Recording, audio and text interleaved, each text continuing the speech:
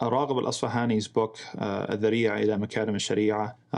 It's about something that's extremely important. He talks about, he says in the title, the book is about Makarim al-Sharia. What's Makarim al-Sharia? Makarim al-Sharia is kind of in distinction to the Ahkam al-Sharia. So the Ahkam are the rules.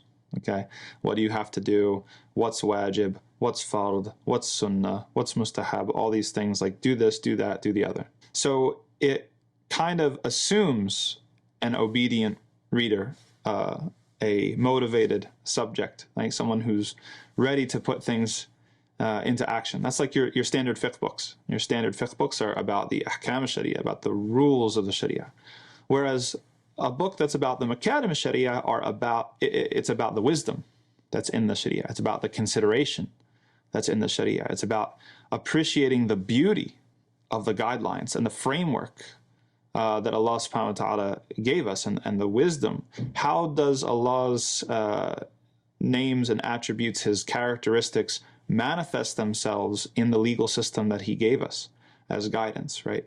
So it's important to kind of realize this kind of distinction between ahkam and makarim, because we live in a time where a lot of people are in greater need of the makarim than they are of the ahkam, or at least they need to understand the makarim before they're able to accept the ahkam.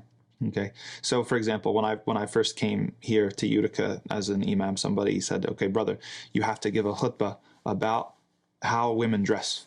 That they're coming to the masjid, they're not dressing appropriately." And my response to that person was, "Well, you don't think they already don't know what the Sharia says?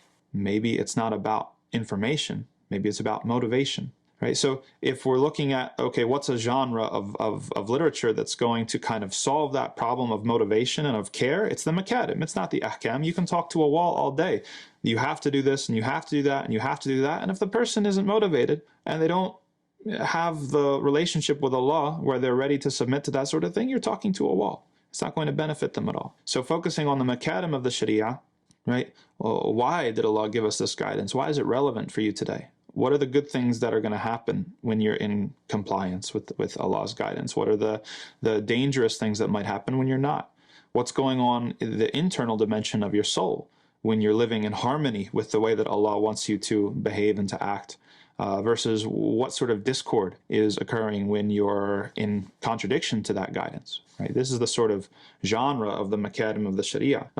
Because at the end of the day, you know, compliance grows out of a faithful heart, right? And so the task at hand is to enable the heart to grow more faithful, so that there is a greater importance placed on the rules, and a greater you know, level of caution, or a greater importance placed on caring about what Allah said about these things in the first place.